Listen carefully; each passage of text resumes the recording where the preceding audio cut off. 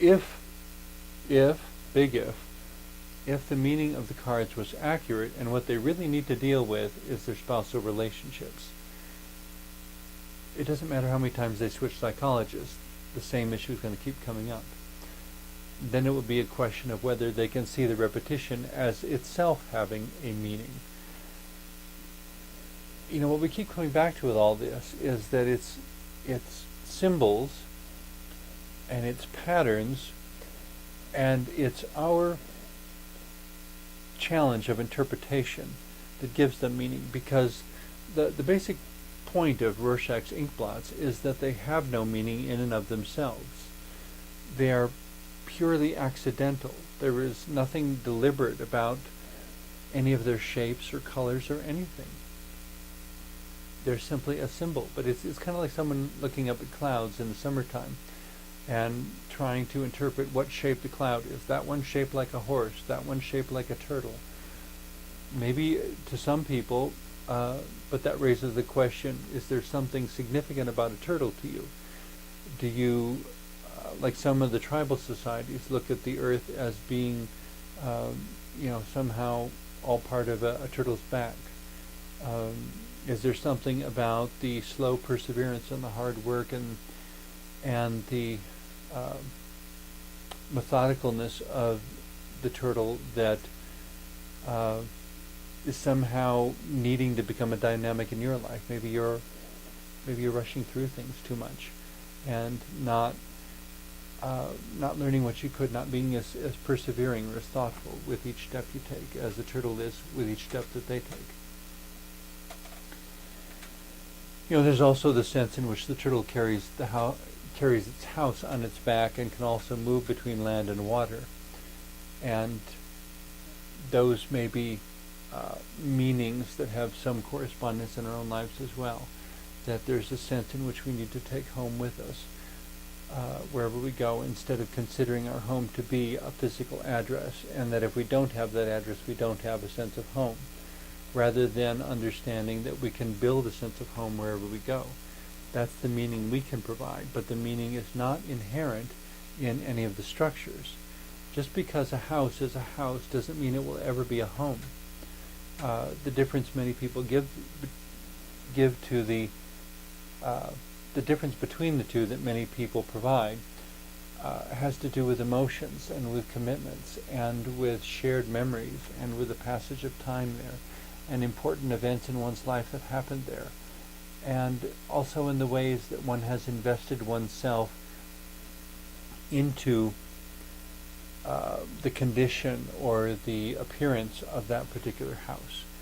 You may be painting it in my own favorite colors, or furnishing it with a certain style of furniture that appeals to me but may not appeal to most of my friends or even a lot of my relatives.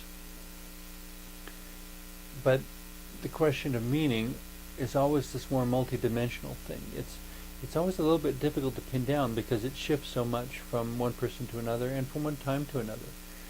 The meaning of a particular object in my house might be the person who gave it to me, or the time or circumstances in which it was given to me.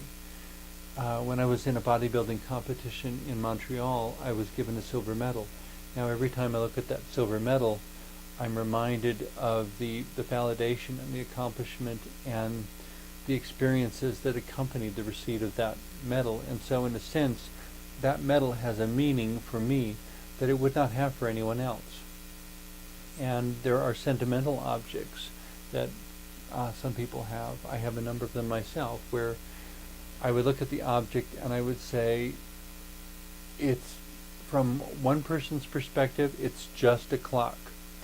From my perspective, it's the gift that someone about whom I care very much, a gift that person gave me for Christmas a couple years ago.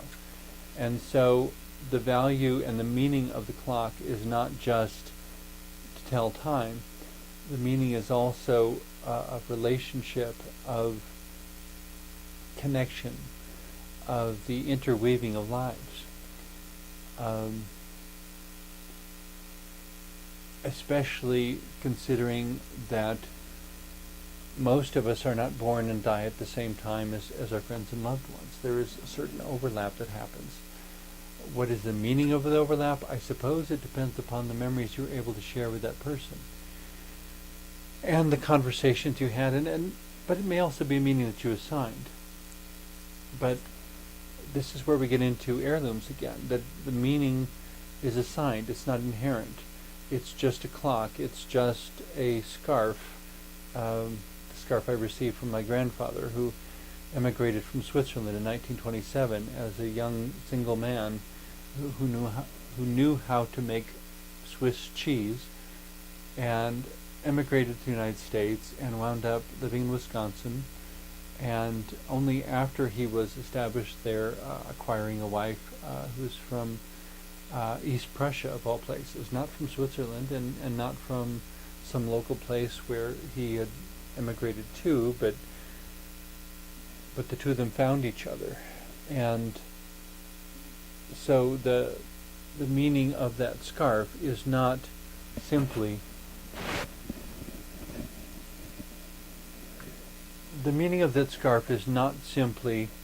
a piece of wool of certain dimensions that was manufactured in this way, and the wool was grown in this place and sold here and woven there. The meaning of that scarf is the memory of a man who had a lifetime of experiences.